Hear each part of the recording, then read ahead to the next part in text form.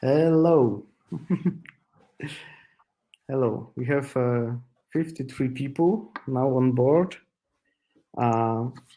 We can still have like 1 minute to wait. Maybe there will be more participants in that. Meanwhile, I will maybe tell a little bit of organization things. Oh, hi. People are saying hi on the chat. That's good. Yeah, it's good to know that you are there. You know, it's always good to have this feedback from the audience. So hi everyone, and so a couple of organization things. We are planning this meeting for 60 minutes for 1 hour. Let's hope we'll fit in. We have one person from our side on the chat. His name is Adam. Hello, Adam. Adam will be like moderating the chat and trying to answer some of your questions, and a couple of questions that will find the most interesting will actually be asked to us at the end of our discussion, if we'll still have time. So feel free to ask any questions if you want. Adam will be moderating that. And to be honest, we also had like a little bit of a technical rehearsal on Friday with the guys. And from time to time, one of us was like dropped out of the channel and then just going back again. This is, you know, like a new technical situation to most of us. So I hope you understand. The show will of course go on, but from time to time it might happen that one of us will just will just disappear. Technology, you know, and all of this is recorded, so it will be provided for the future use. And I think we can just get started. Yeah. Hello, Adam. Okay, so hi, I'm Marek. I'm Marek Gajda. I'm the CTO at the Software House, and I will be hosting today's event. And I'm very honored to meet here our experts, our special guests. Thank you very much, guys, for coming here. It's a pleasure to meet you here and have this discussion with you. Yeah, I'm a huge fan of your work, so it's really flattering for me. So we have here the Luca Mezzalira, the VP of Architecture at DAZN, and the author of Micro-Frontends book, so specialist in Micro-Frontends. Hello, welcome. Yeah, hi. Thank you for the invitation. We have Richard Rodger, the CEO at Voxgig and the author of The Tower of Microservices. Real microservice. Hey, everyone. Thanks, Marek. We have Alessandro Vozza, the principal software engineer at Microsoft and the founder of the Kubernetes Community Days in Amsterdam. Hello. Hello, Alessandro. Good to have you here. And we have Yan Cui, AWS Serverless Hero, the host of the Real World Serverless podcast, our AWS and serverless specialist, because you have here. Yeah, okay. So I will. I just prepared like a very. I will not be showing you this presentation because also this kind of. Yeah. This kind of makes our heads a little low. So this will be just just from time to time. I'll be showing some slides to get the grip of the information, and so we have gathered here because of the recently released State of Microservices by the Software House, which is a report and a survey about the situation, the microservices based on the survey we have prepared. The survey was distributed for IT experts all around the world, from different countries, different branches.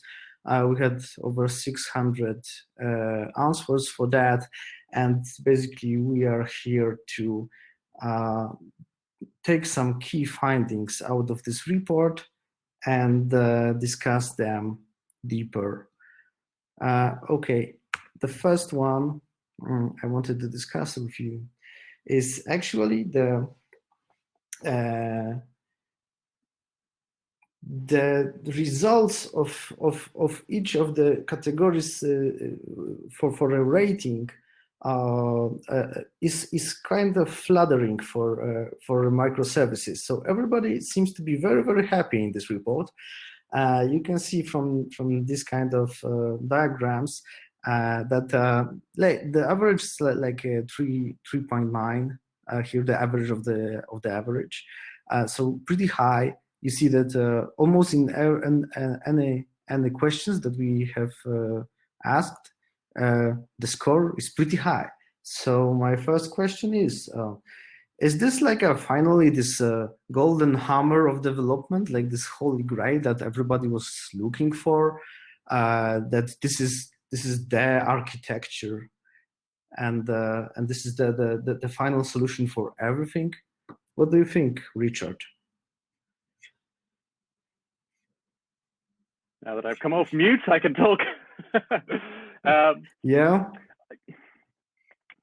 Software development is about combining into big pieces, and we've been looking for many years, decades, for a way to combine small pieces easily into the bigger pieces. Object-oriented programming, Corba, all that sort of stuff. Containers. Microservices is a really good way to do that. I don't think it's the end, but I think it is definitely a new paradigm, and it's the default way to do software architecture, I think, for the next 10 years. Even though sometimes you see blog posts about people saying my microservices failed and I'm going back to Monolith, perhaps the real problem is that they didn't design their microservices with a component-oriented architecture in mind. Yeah. And Jan, what do you think about it?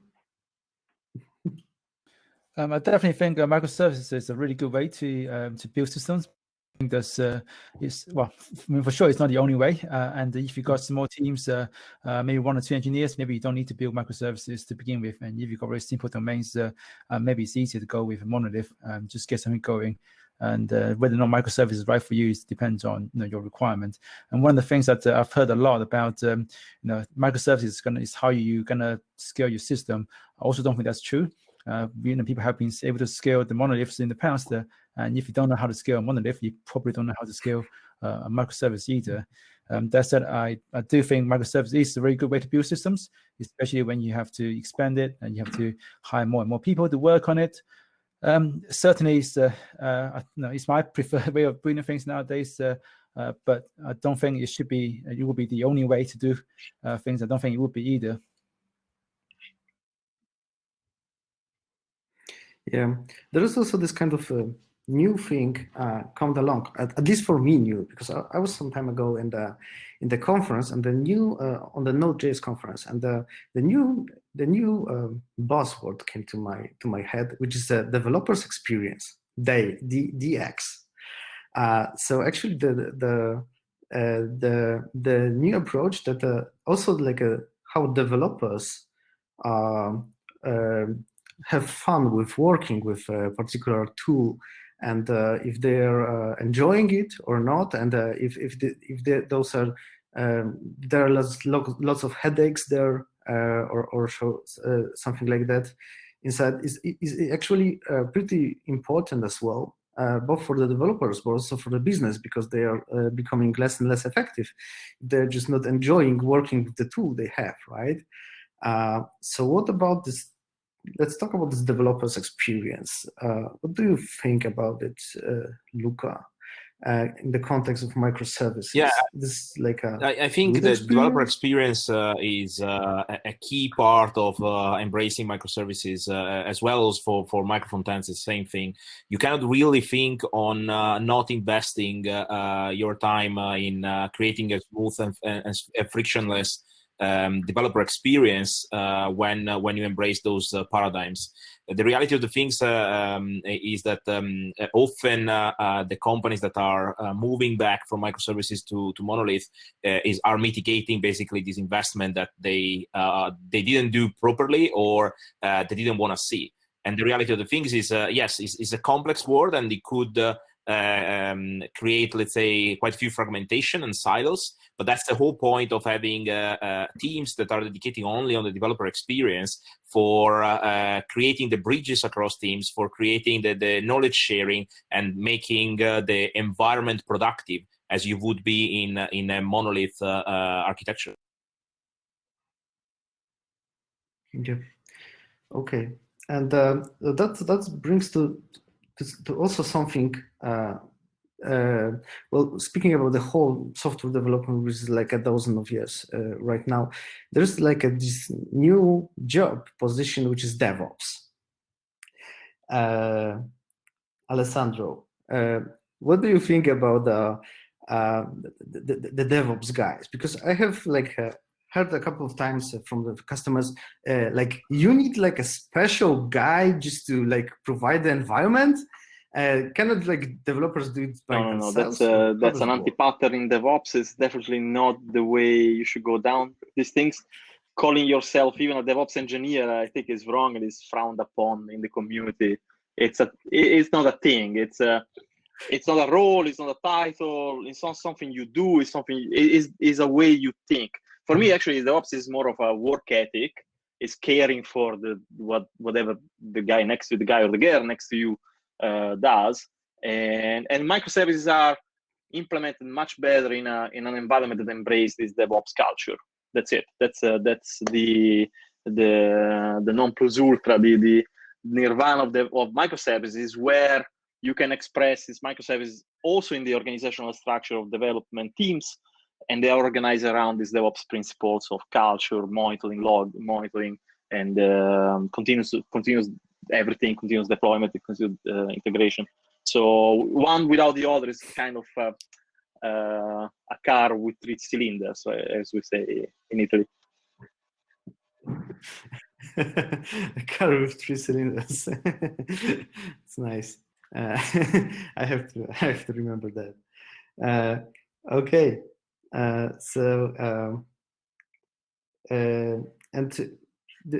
what do you think that is there a specific business scenarios that microservice is good for, or this is like it just depends?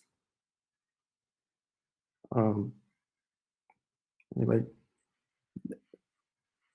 Luca, I think. Yeah. I see that. So for me, architecturally, talking about architecture is always the answer is always depends, and it's not because we don't want to provide an answer, but because there isn't the right answer. There is an answer based on a context, and therefore, when you have like a context clear that is not just the tech context, but is also the business context, there are sometimes certain strategic decisions that are not let's say, fitting with the best practices in engineering. But the reality of the things is needed for moving forward the needle for the business. So you need to find always a trade-off between everything. There are quite a few architects that I'm following, like Neil Ford, that is saying architecture is about trade-off. There isn't the perfect architecture. Therefore, is always understanding the context and also understanding how the things are evolving. And the other important thing I think that is quite revolutionary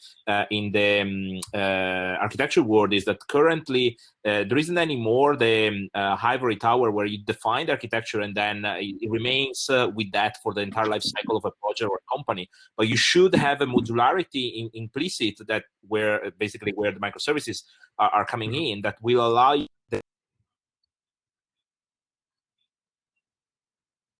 for improving their their position is in the market. Therefore, what is very important for me is thinking about how I can modularize my architecture in order to provide the maximum flexibility possible in a specific moment of life cycle of a project for the business. Because when we have that, then we can turn in one direction or another one, and the impact would be minimum. Yeah, I'd like to chip in here a little bit as well. That I think as an organization, it's really hard to grow your engineering team to hundreds or even thousands of engineers work on the same bit of deployment unit that gets deployed at the same time. So I think that is definitely a consideration from a business side of point of view as well. And also another benefit you get if you do it right with microservices is that you can limit the blast radius of anyone fucking up. Actually, can we say that? Yeah. So if you mess up something, you don't just bring down the whole system because everything is running on one box. You use up all the CPUs and everything goes boom boom. So if if you can use microservices and you have those clear, I guess you deal with the issues of the cascade failures, then hopefully if someone messes up really badly, they only take down one part of the system, not the whole thing. So you can still have a soft uptime for your overall system. So I think that's also one of the benefits you will get with microservices from that resilience point of view. But of course, you have to do it right. You see many people do it wrong, and then you do end up with that cascade failures where one thing goes down, everything just follows. That's true. It's also like I was for like a previous 10 years, I always said from the customers that they imagined the software being like this kind of Lego blocks, right? Just that we have like a different functionalities and we just like put them together, right? And this is how the software becomes, right? Ta-da. And the developers were always explaining, well, no, it's not working this way. No, it's not working this way, right? And isn't it that these microservices are actually kind of working this way? Which makes the business understanding very close to the technical understanding. I don't know about leg, but I think it feels more like. Yeah. Okay. Let's move to. Let's move back to the developer's experience and a little bit about the technology. Wait, I have the screens here. Okay, the next result, the second finding, which is not very surprising, I believe, is that for the question, what language do you use for microservices? 65% of people responded to JavaScript. So my first question is, why JavaScript? Jan, what do you think? Why JavaScript? JavaScript is just a very easy to get started with. It's very accessible language, low entry bar, and when you build microservices, certainly the code that you're writing becomes simpler. There's less of it, which means you don't need as much from the language that you're working with. Certainly, as I move from building monoliths to microservices to now building mostly things with serverless technology, I find that my code just gets simpler and simpler. All these things I used to enjoy and working with coming from a .NET F# background, all the types and all of that, actually haven't found myself missing those as I'm spending more and more time writing stuff in JavaScript with serverless. I mean, I'm looking at 2 files at most when I'm looking at everything that my function is doing. That's about 150 lines of code. I can understand everything without having to have all these different tools to help me manage complexity, where you can lower the ceiling of the complexity of individual units. So I think that's probably good reason why the JavaScript is accessible, but also is quite suitable for use in this particular context. Yeah, and speaking about the context, because I also see this kind of popularity in the other let's say technical branches, right? Like especially the new ones, right? Because the layer, the low layer will probably still be C++ or something like that. But looking at the newest like things like blockchain, for example, or IoT, I'm almost sure that if we would do this survey in this branch, it will happen the same, that the answer will be JavaScript. So isn't it that like a JavaScript is taking over everything? Alessandro, what do you think? No. I think one of the advantages of microservices is to be able to have a polyglot code base, right? So pick the language that is best for that particular microservice, and then you are free to change it for another one. So yes, I think that means only the survey probably hints at the fact that microservices are mostly used for backend services. There's a huge community of Node.js, and Node.js is very easy and powerful to create APIs and backend services. So I think that's what it means. But the whole point is also that there is one main, yes, the one that is the king among microservices, but all languages are represented, and the point is that you can pick Erlang or COBOL, I guess, to do a microservice, but the freedom is the power of this. So yeah, you have mentioned the polyglot. So I'm just wondering, because when I was starting my adventure with development, there was like there was a developer, and he was doing like everything. He was doing like a front and back end, some designs, setting up the hosting, everything, right? And from some time on, I see that there is like a back end and a front end. But I even laughed at we sometimes even have like a back end of a back end and a front end of a back end, which is back end for front end, right? We have like a back end, we have a front and back end, which is like connecting to the back end, and we have a front end of a front end, which is for the presentation. And so, aren't you saying, Alessandro, that this goes in this direction? It should go in this direction, that there are like a multiple specialists, or it should go together like it was before, that there was like a one person who should actually combine it all? No, I didn't want to say that. I wasn't saying that. And also, everybody knows the two pizza rule, right? So there cannot be a single person who knows everything in a microservice architecture of a reasonable size. Everybody has seen these huge graphs with all the interconnection. There is not a single engineer that can understand everything, but that's a good thing. It's we are moving towards a more complex web application, more because the customers want more features and want more. So it's a natural evolution of web application and application in general to go more complex.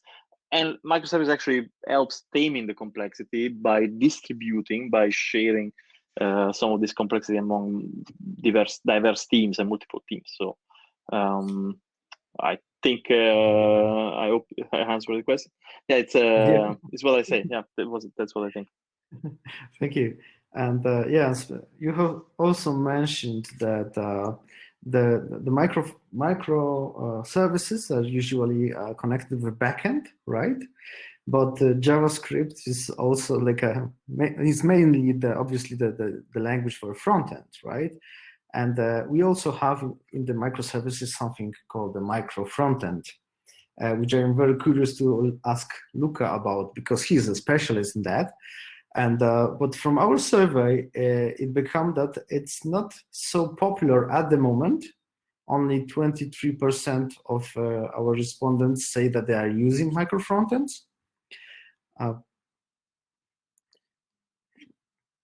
Sorry, and so what do you think about that, Luca? Will it be? Is it still to come, the success of the micro-frontends?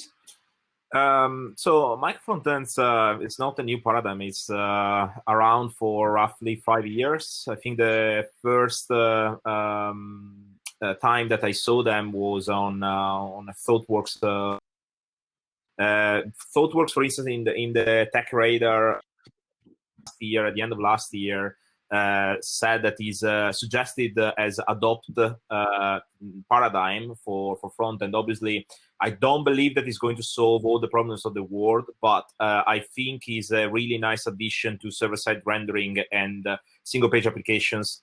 Because so far, let's say, we put a lot of effort on scalability of in particular of teams, not only on the infrastructure side for backend, but not much effort on the front end. So usually what happens in my experience is that you tend to scale and using microservices, your backend, but you have like this huge monolith of written in Angular or whatever other framework you want, of people that are contributing all together in a unique code base where certain best practices were decided like years, if not months, even before, and you need to stick with that because changing across the entire, let's say, code base would require a huge effort.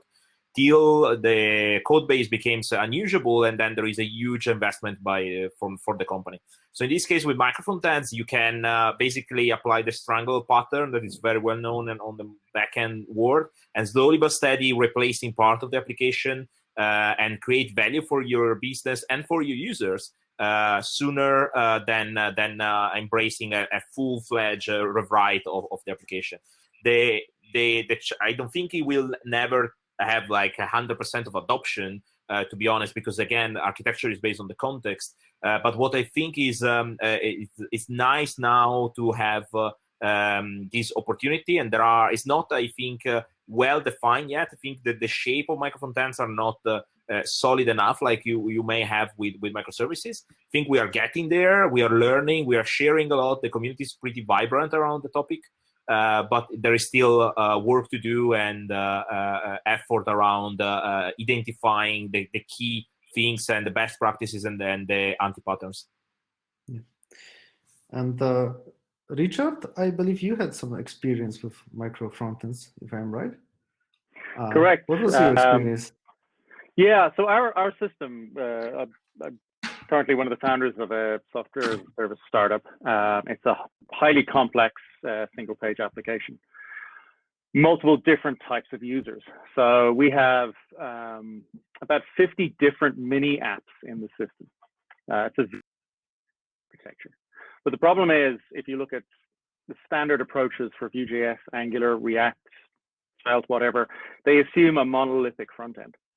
But if we have microservices on the back end, and the microservices are responsible for defining the user interface, then we need to have some form of microservice structure on the front end as well, because that changes dynamically. I deploy a new microservice, I need a new subunit of user interface experience. And we chose Vue because React makes that really difficult, because it has this kind of monolithic thing, right? Even Redux is, you just jam everything in together. But even with Vue, I mean, we have to come up with kind of custom hacks and architecture to get this kind of deep dynamic redefinition of the apps. And apps are a larger unit of structure than just components. So we're not talking about passing events between components. We're talking about a higher level where you have user interface components composed together. It works. Well, I'm not happy with it. Developer experience is not great. But we do get the dynamic redeployment, right? So you can deploy an individual microservice and get a new version of the mini app. And as somebody said earlier, right, it has a very low blast radius, right? I can destroy the app for one group of users, and everybody else doesn't notice. That's really cool. So it's worth doing. But yeah, I mean, I'm still waiting for the Martin Fowler or Fred George or somebody smarter than me to figure out how to do micro-frontends.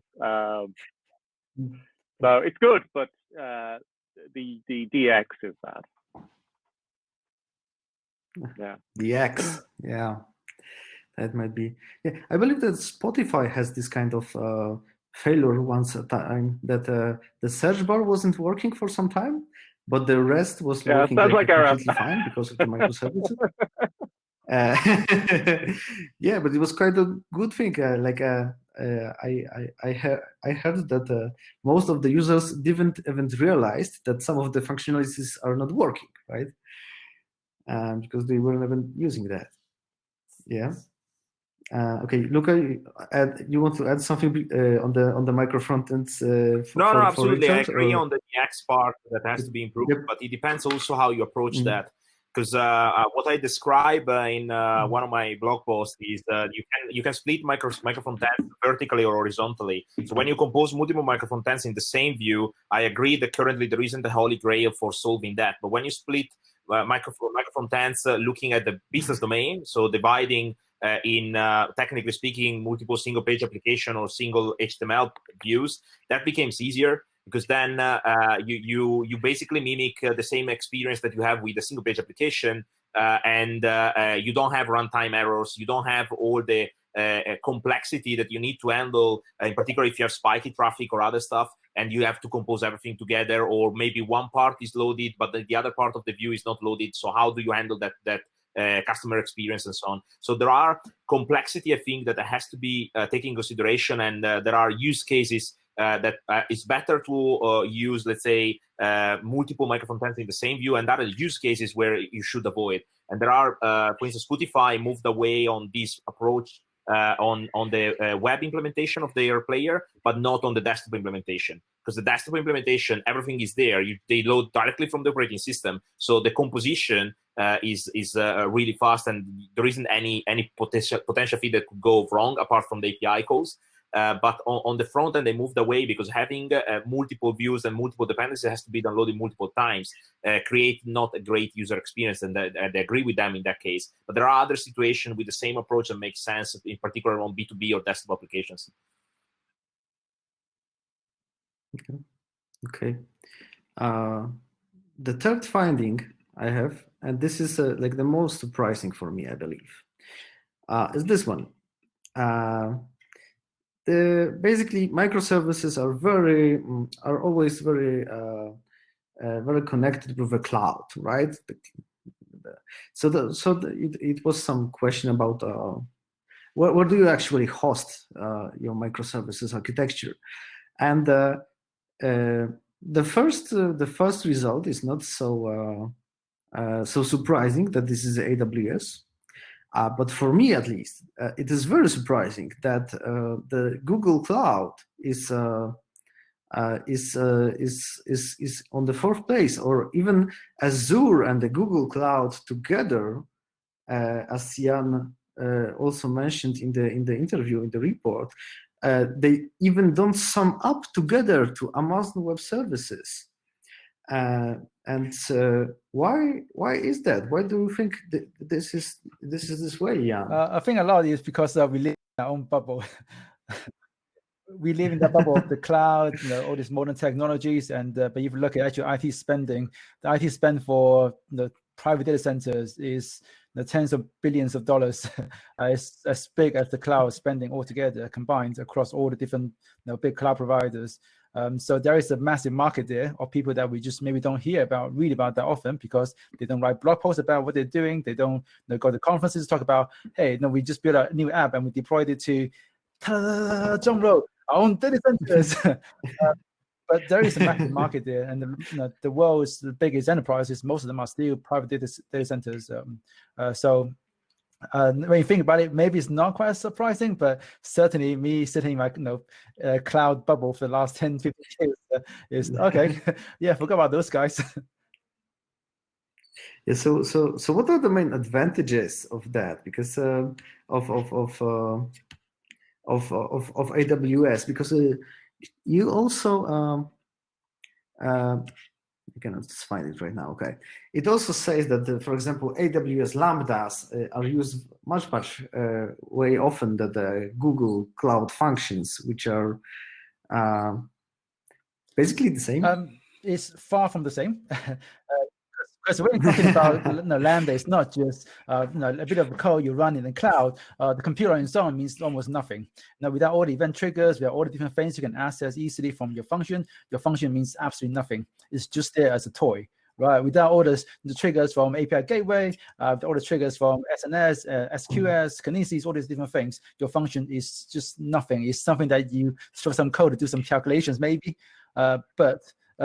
So I think the fact that Lambda is well positioned in the serverless space because it has got by far the biggest integration in terms of different event sources you can use with, and also AWS is just a bigger, well, I guess marketplace, I guess market share in general. So if you look at the number of people that are using AWS versus the other cloud providers, you probably see a similar split anyway. So it's part of that is also because there's more people using AWS, and when you're doing serverless and you're on AWS, you're using Lambda.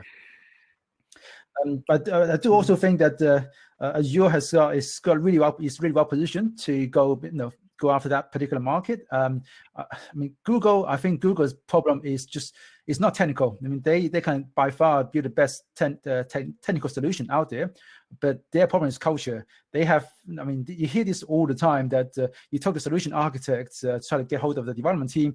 They can't, the solution architects from Google can't even get hold of their own developers for their services. Whereas if I've got a problem with something in AWS, I can complain to someone, account manager, solution architect, and within 2 days, I can be talking to the actual development team behind one of these services. I can feed them straight back to those teams to change things. And Amazon is really good with listening to customers, sometimes a little bit too good, that they don't. Sometimes you just reach them to have draw a line in the sand to say, okay, philosophically, this is not where we're going to go, even if the customer is asking for it. But they do bend over backwards for customers based on the customer feedback. And Microsoft is also very good with this as well. I think this is where Google just starts to just fall to pieces with there's almost this arrogance culture. When you talk to Google people versus Microsoft and Amazon, is just, okay, you're struggling. Guess what? It's you doing it wrong. It's not us. Our service is great. They even published a white paper talking about how the PubSub service doesn't have ordering because guess what? You don't need ordering. Right? I mean, come on. It's that sort of thing that drives customer nuts, and the whole thing about canceling services and things like that, which I don't think, unless they fix the cultures really from the top down, they're not going to be able to catch up with AWS or Microsoft in this case. I think from kind of going off bit topic, but I just kind of have a bit of a rant. Sorry.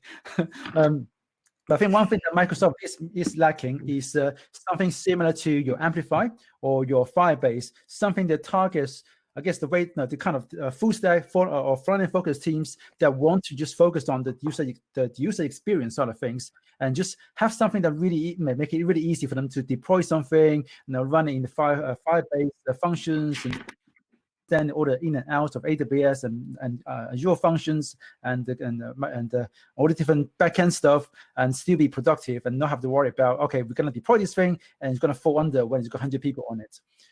So Microsoft is probably lacking something like that, but otherwise Microsoft is doing a really good job in terms of catching up and catching up on AWS. Yeah, thank you for that. And the second surprise here is that the second place is took by deploying on my own server, so-called bare metal, or this is maybe not this, or maybe bare metal is something else, but this is surprising for me, at least, because I was rather connecting this with a cloud. And what do you think about it, Alessandro? Why is it that the second place is like own hosting?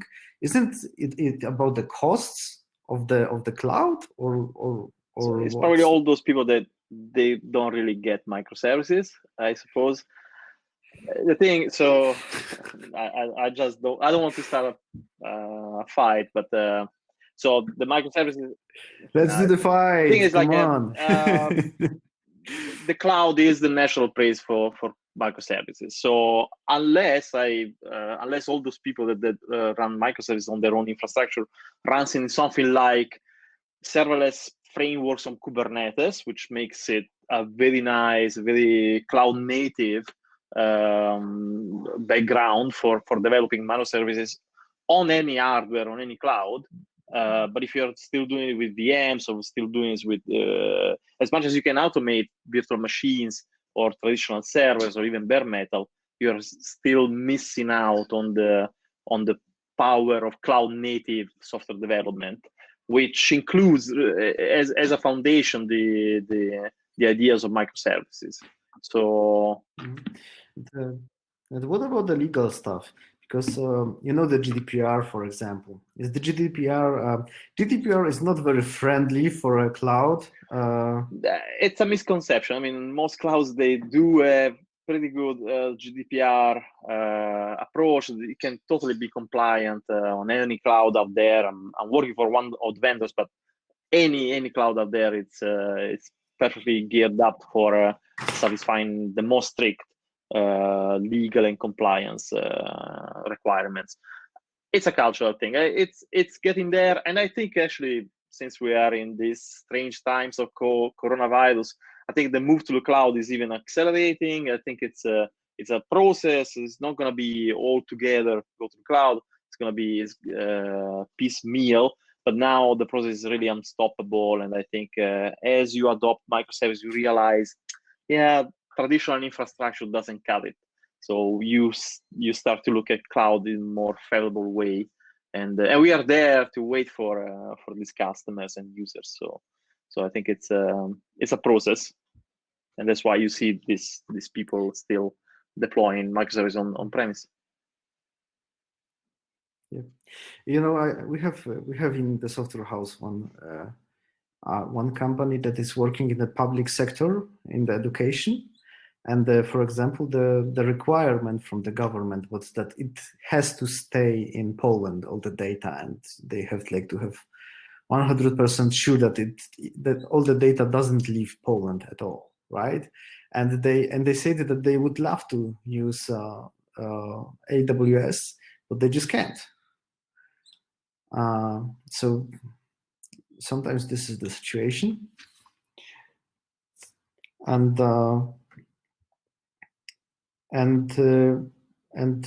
Richard,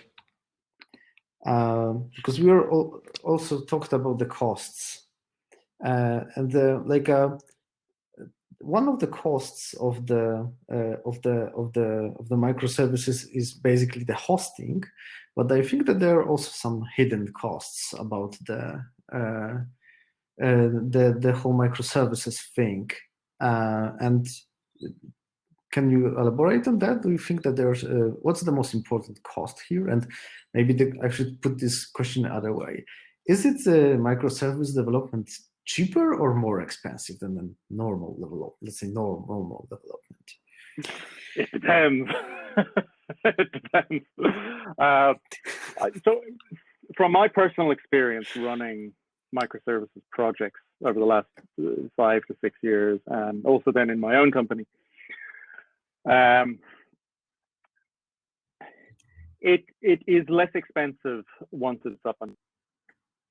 So we have an example at the moment where we're slowly converting our MVP into a production grade product. We had one microservice that dealt with, you could upload images, and that microservice, the MVP version, just saved the images to a virtual disk and served them directly from the virtual disk, right? Which totally not the way to do it, right? You should use S3 and CloudFront, all that sort of thing. So we're converting it to CloudFront now. And that conversion is much less expensive because it has 0 blast radius, right? I love that term, by the way. This webinar, that's my new microservices term. It has 0 blast radius because somebody can just work on that microservice, totally rewrite it, replace it. There's a little bit of impact on the front end, but not much. But if you want to get to the place where that is smooth and easy, like it is for us now, you've got to put a lot of upfront effort into making sure that you've designed your microservice architecture and deployment systems and all that sort of stuff properly, right? So if I want to build an MVP for a startup, you know, the simplest way to build an MVP for a startup that I would always recommend to anybody is Python and Django, because within like 4 hours, you have a whole website and a system and everything, right? You have the whole thing. But the problem is, you can go with WordPress. Exactly, and this is when startup founders come to me for technical advice. That's what I say. I say, like, don't pay these developers, just use WordPress or Squarespace or whatever. So you can avoid the upfront investment. So it costs more upfront. So it's a difficult one. If you have a small team that's experienced developers and you can afford 2 to 4 weeks of sitting down with the whiteboard, 0 lines of code, work out, is it going to be Kubernetes? Is it going to be serverless? Is it going to be something else? Are you going to have like a hybrid Docker architecture on your own bare metal, whatever? What's the developer experience going to be like for the junior engineers and the guys who are doing business logic? You got to get, like, I'm speaking because I didn't do this and it hurts. You got to get that right first, because, okay, Martin Fowler, and somebody posted a really nice article about it there. He writes a lot of stuff, but it's just a little bit too high level. An individual team has to have a process definition. And that's expensive to set up first. So I think that's where the trade-off comes in, right? If you think about the medium to long term, much less expensive, but from day one, the business has to invest a month of project time to get all the infrastructure in place to make it smooth. Yeah. Okay. And my last finding, or maybe like a wrap up of the future of the microservices is this particular question, is what do you think about the future of microservice architecture? If this is like a 1-year thing, or this is like a future.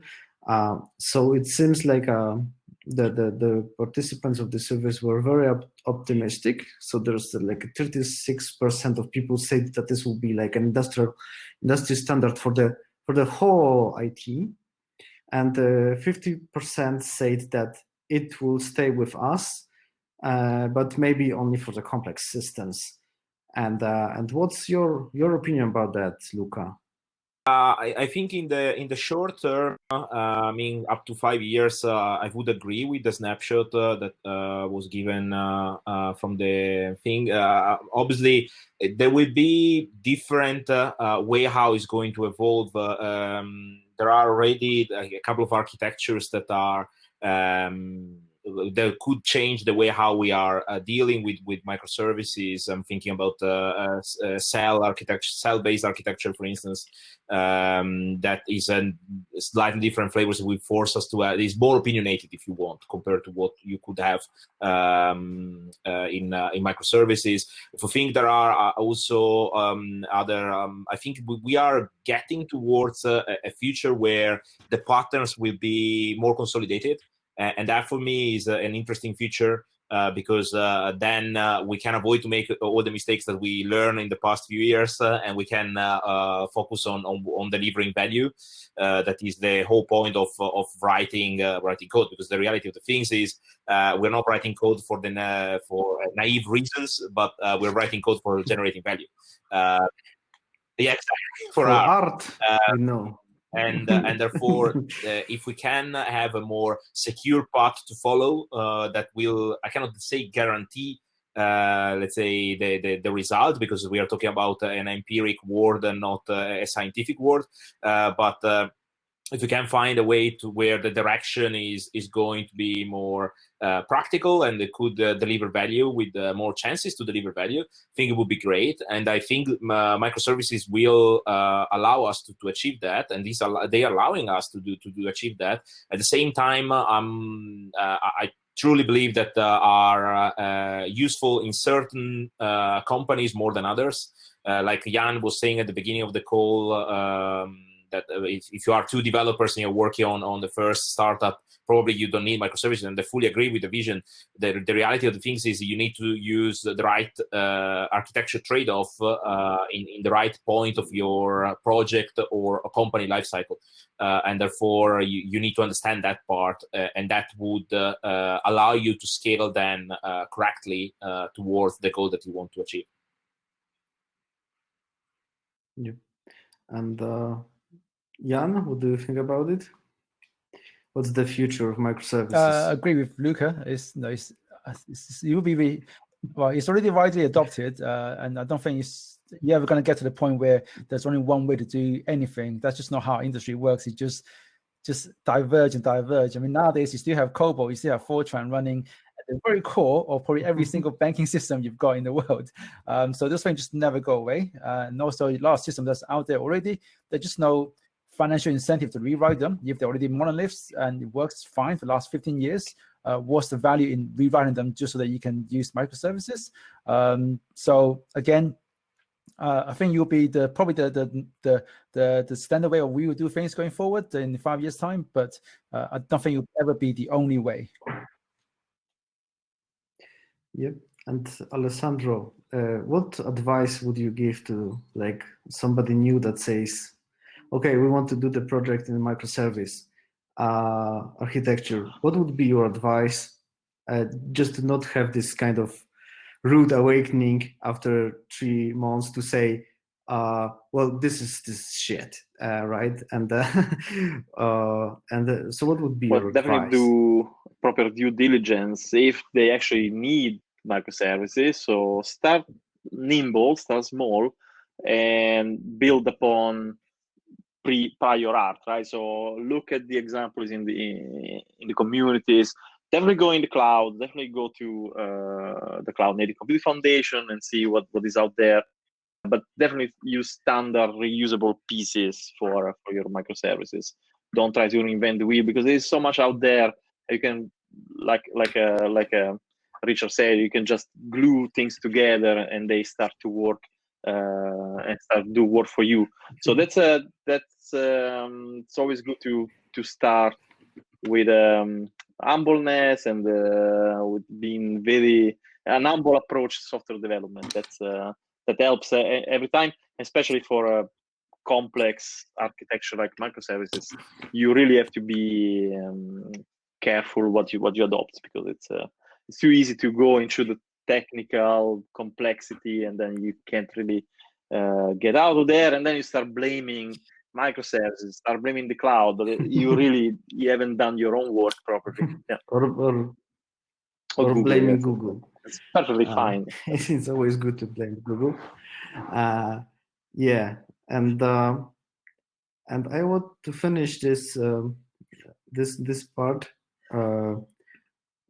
by this kind of sentence, because if you read our microservices report, there is interviews with our experts there, and Richard said that we will see the term microservices virtually evaporate, what he meant there is that it will become so known that we'll just not stop using terms microservices, and we'll just be saying, yeah, we're just doing, the right development stuff, right? And this term will just evaporate, and hopefully I have Richard here with me, so I can ask him to elaborate on that, and what. And did I understood correctly your thoughts? I think you have to see it in a wider historical context, because we're bad at building complex systems. Humans are bad at building complex systems, and this is a progression that goes all the way back to that famous essay, right? GoTo considered harmful, where GoTo was considered a controversial topic. But eventually the idea of functions just becomes part of the background noise. And then you move to objects. And again, nobody would argue about whether object-oriented programming is a fundamental concept or not. It becomes just a background choice that you make. And in the same way, I think small independently deployable units that are easy to change, whether they're embedded in a monolith. I mean, if you look at Erlang OTP and how that works, it's effectively microservices running within a monolith. Or you look at some of the old common list systems where you can just dynamically change things on the fly, but it's effectively a monolithic architecture.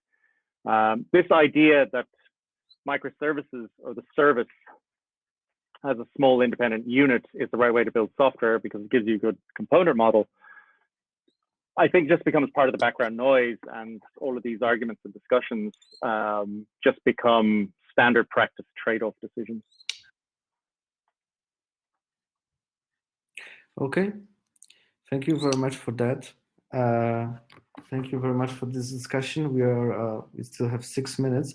I know that some of you guys need to leave at full hour, right? Isn't it?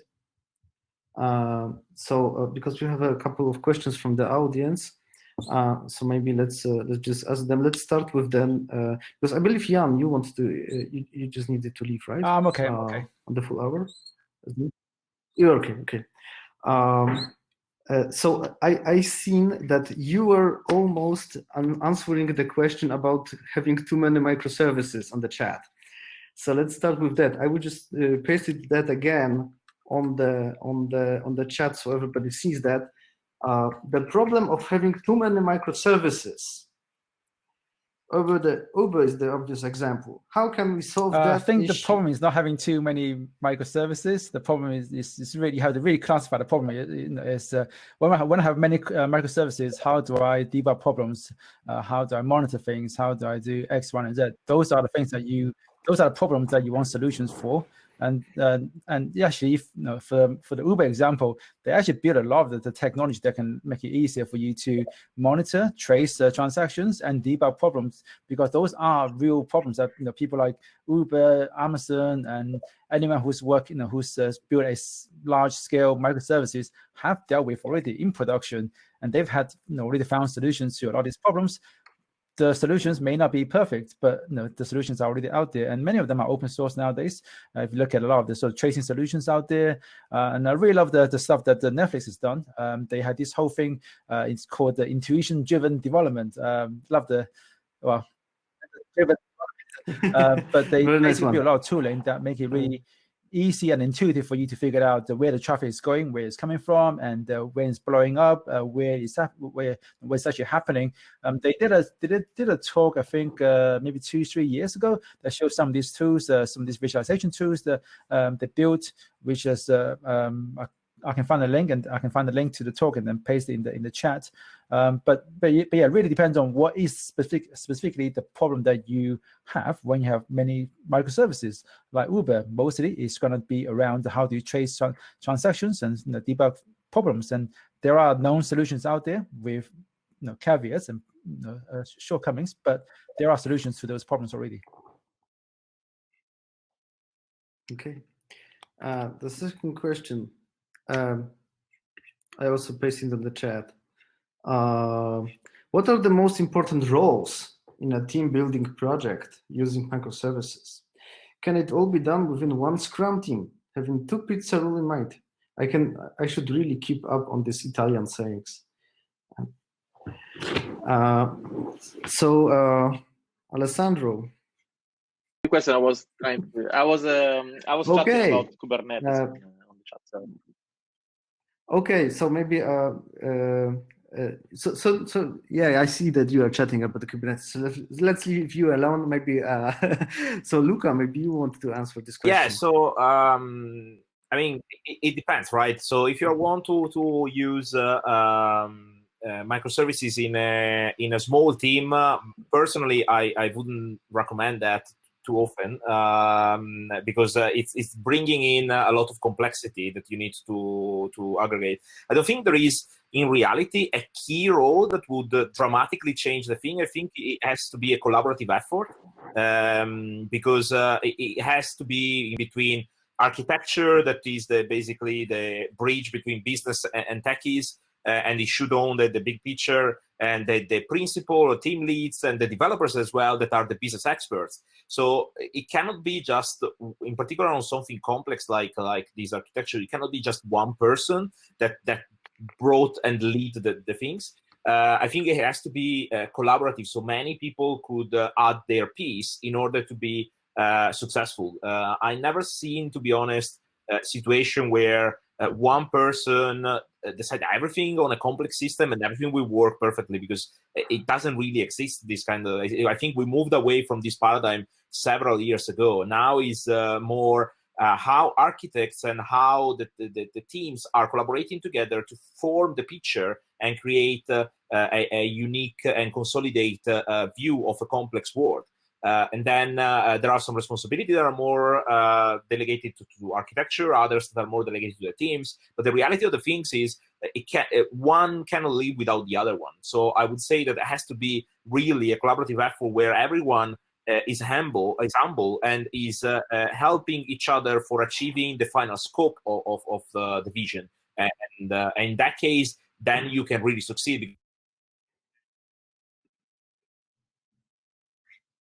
Bring both their own experience and their own expertise. Yeah. Okay. I see that Luca has some problems, right? But he will probably be back soon. I'm still. And thank you for answering this question. Yeah. Oh, you are still here. Okay. So thank you for answering this question. And the last question, because we're running out of time, it's this one. Adam has selected it from the question. Thank you, Adam, by the way, for your participation here. Isn't it one of the biggest problems of the monolith, going back to the monolith, is that you just don't have this kind of business separation of the functionalities that that allow you to do it in the microservice way? Richard, okay, yeah. Do you think you can answer that? This is the problem of perspective. I think the fundamental unit of design in a microservice system is actually the messages that flow between the services. So the methodology I tend to use when analyzing a project is mapping the business requirements into a set of messages. And the messages form a domain language for describing the behavior of the system, you know, to a first approximation. Building the system and deploying it and architecting it then becomes a question of mapping the messages to microservices. And in the early days, you might have many services mapping to a single microservice. But then as complexity increases, you might have microservices only handling one or two messages. So there's not a simple answer of this is the size and this is what it should be. It's more a question of at what stage of our project should we map certain subsets, larger or smaller, of messages to certain deployment units, microservices.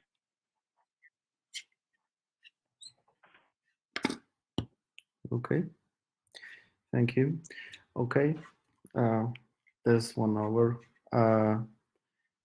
So thank you for those questions from the audience. I see that there is already like a big chat going on with, and some of the questions are just answered in parallel on the chat. That's a good thing that we managed to do that. And on top of that, I see that there are lots of different questions and there are lots of interest. I actually had like one announcement.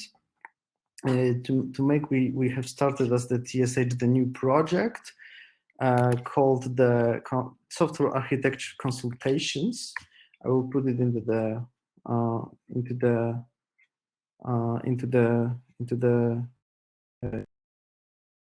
chat below. We're just thinking if we can just share some knowledge with the with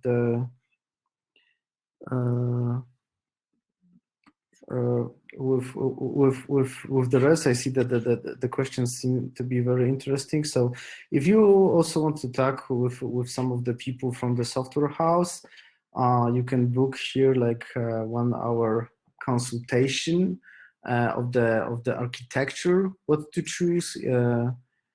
This is like a completely new project. We have just started it today, so let's see how it goes. If you are interested, just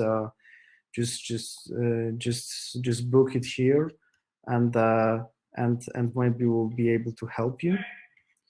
Yeah, just a little announcement about that, and basically that's all for today. It's 1 hour. It was a very pleasurable hour for me. I hope that you also find this discussion very fruitful. And thank you again for participating in our little show. and